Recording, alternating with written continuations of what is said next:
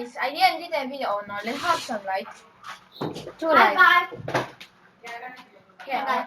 We just buy a bag of Skittles, which is huge. You just started eating them without me? No, don't open. Yeah, and there's lemon there and apple, and we have my ready curry. Oh yeah, what's mine? What was for me? Let me put how's it?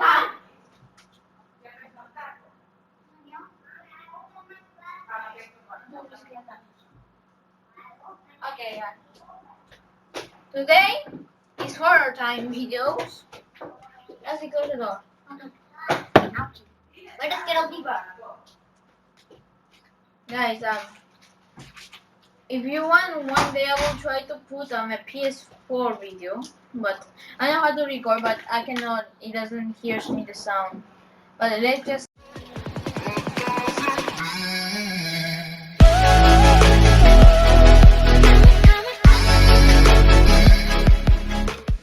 What's up, guys? Now let's start.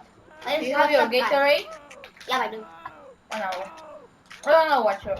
Not long ago, I went to see my older cousin. He lived in a remote rural village. I was a teenager without a driver's license, so I took the bus. However, I accidentally ended up taking the wrong bus. This bus was going to another town. Inevitably, I got off in the middle of the road. It was a 40-minute walk from there to my brother's house.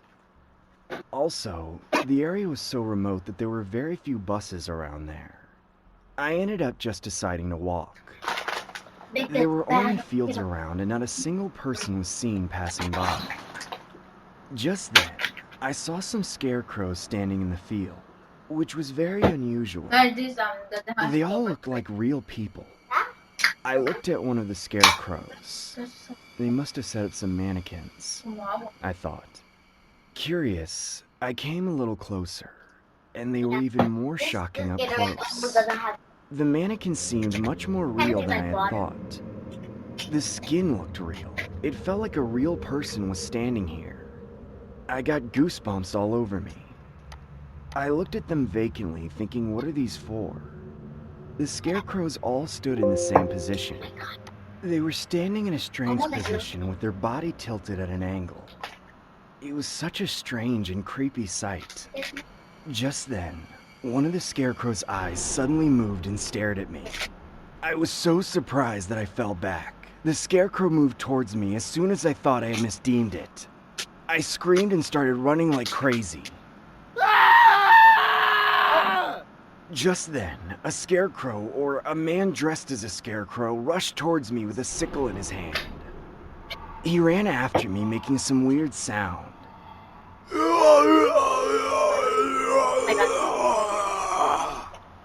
I shouted as I fled desperately. What the hell is wrong with you?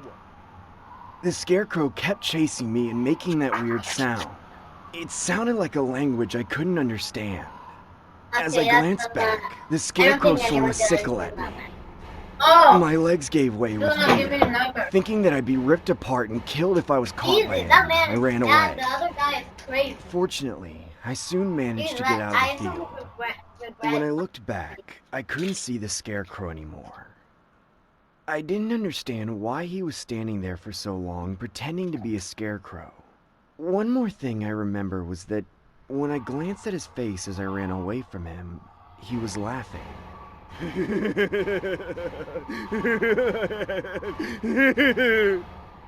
It seemed as if he was truly enjoying it. At first, I thought it was just someone's nasty joke, but I could tell it wasn't when he swung his sickle at me. He was literally trying to kill me. I almost lost my neck. When I got out of there, I immediately called the police. Shortly after, when the police arrived at the scene, they found no scarecrows at all. However, they did find evidence of murder such as unknown bloodstains and flesh in the field. They're continuing to search the field. What was the scarecrow that was running after me and the rest of the scarecrows doing there? I still have terrible thoughts about it to this day. Were the rest of the scarecrows the bodies of the people he killed? If I didn't get out of there, would I have become one of those scarecrows? Or were the scarecrows other murderers in disguise?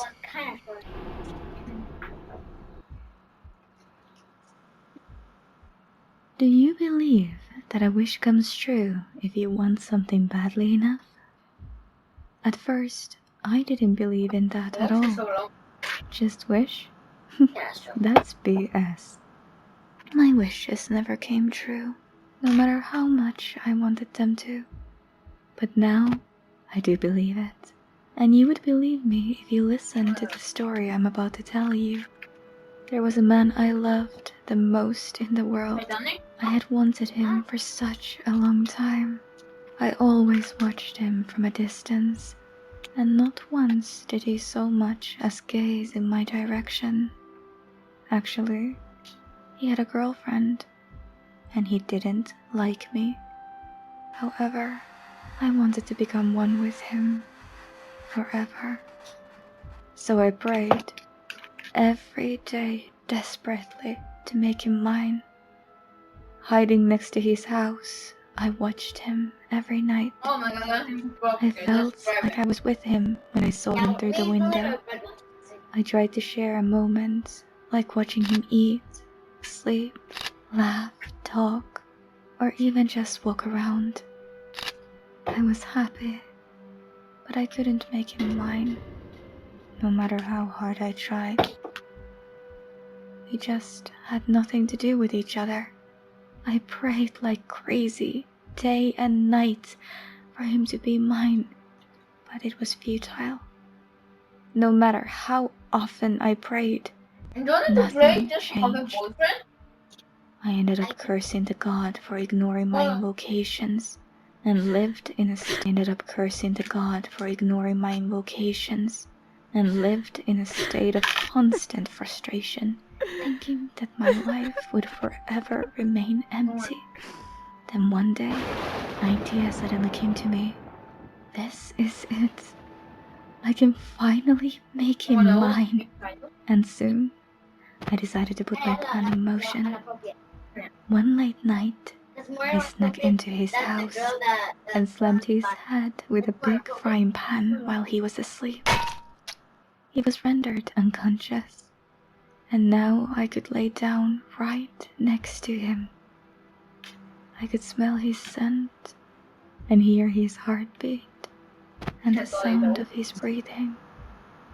I could feel his presence so vividly, laying there.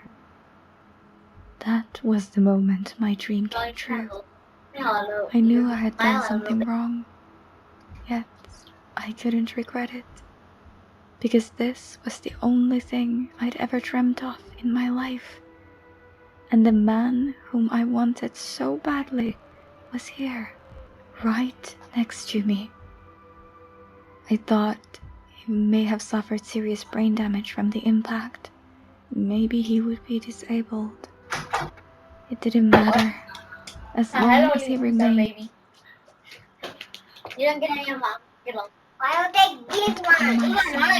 My dream came Oh my true. god, sorry guys. She's our baby sister. And she's the craziest one in the house. Nelly, I buy this for me. No. Don't give it. I know what to do. Say hello to the camera, Ellie. I run away. Ellie, I'll close the door. No, I'm going to close it. So let me say goodbye. I am Annie. Okay. Close the door. He's a lazy man. He's a lazy man. Do you understand what I said before? Now I understand what so many people used to say. If you want something desperately enough, you can get it. Nothing is impossible. Now I can die without any regret. He's finally with me. However, my satisfaction was short-lived when I realized the cost of this moment would be my life as I knew it. Sooner or later, the police would surely catch me. I don't want to leave his side ever again. I lie next to him, wrap a string around his neck and mine, and pull it. I'll just sleep with Oh you my god! forever. That's the weirdest horror video I ever did. You ever seen? No, I remember. Because you didn't even play this video. Yeah, no, but I'm still animated. Oh my god. Yeah, you are oh so animated. my god. Guys, this is the worst video I've ever seen. I hate this. So I'll skip this off. I hate this. I think that's our last video for story today. about my neighbor. 6 months ago, I moved to my new home in a new city, and I'll keep it private for my privacy. Oh my That's god. You'll see why later in the story. Yeah. I met my new neighbor. The first impression of him was that he was very nice, funny, and a down-to-earth guy, but his behavior began to change after getting to know him. He's becoming a bit weird. Then I met his son. He was telling me that his father was threatening him with stupid things because he was playing in the neighborhood and he would like for his son to play at his house. He seemed like a hovering parent that did not like his son to go anywhere or to have any type of freedom. My neighbor began to be mean to everyone that lived near us. It became very distant, as if he wanted us to probably get away from him. At least that's what I was assuming. One night, it was around 2 a.m. when I was awakened by screaming and arguing. I stayed in my bed and I covered my ears with my pillow, but my window was open because I liked the fresh air. The arguing continued, and all of a sudden it stopped. I heard grunting and something being dragged across some type of floor. I got tired of hearing the noise, so I decided to get up and close my window, which is actually facing my neighbor's house. I got up, and as I were getting ready to close my window, I looked up at my neighbor's house, and I saw something hanging through a window, so I took this video. Oh my god, let's bring out that.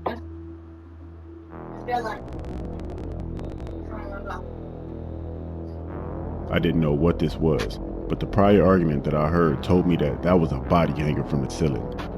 I shut my window very quietly, and I called the cops, but I whispered while I was on the phone with them. I don't know why, and at that point I didn't want to know why that happened. The person that he was arguing with was one of his son's friend's father. They were arguing over something my neighbor said to his son's friend. The police eventually came and they arrested him. I told them not to come over here so I didn't have to make a report, so I went down to the station. My neighbor has already been through trial, and he actually received a death sentence, but I don't want to give too much information because it'll bring up who I am. Okay. No, that could be our last video. This is the story of my friend Paul. He's an ordinary man in his mid-20s, but he's never been normal. He's been rejected by women all his life and never had a date with a girl before. Although he never gave up, he was never popular with the ladies. I felt kinda sorry for him. He would complain every day. Women are weird. They don't even know what's important. They need to find a man like me, but whatever. They don't realize that. He then started meeting women using some kind of app. Of course, he couldn't continue a relationship, but he would have a date at least once or twice a week. He finally ended up getting a girlfriend. At first, I thought he was joking. One day I came to his house to visit him. But when I reached the front door of his house, I heard someone screaming. It was Paul. Fuck! Why don't you love me? Love me! You're my girlfriend! You have to love me! I'll kill you! I could hear him cursing frantically, and there was the sound of something bumping and falling.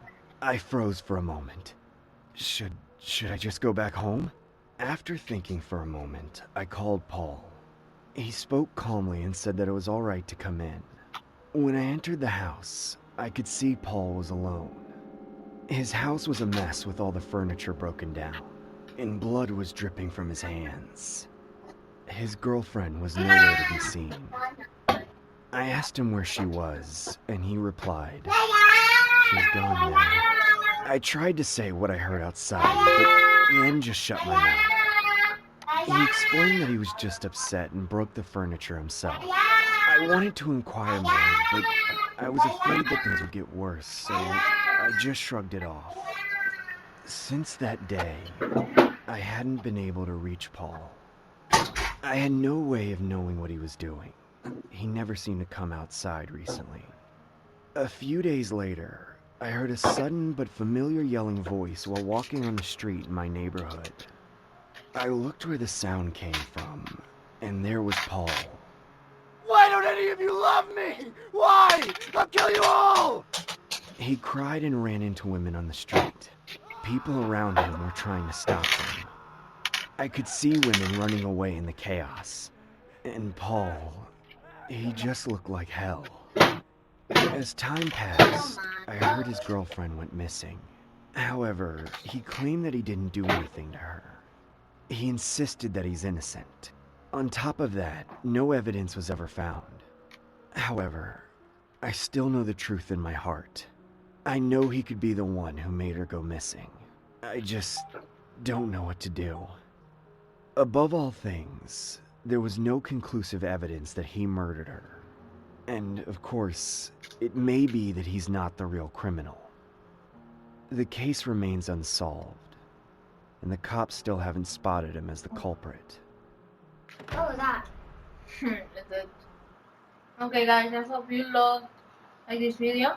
And this video is a little long, so I can't watch the whole thing. Yeah, it's 1 hour, so Oh, please subscribe and like, and we are out. Bye.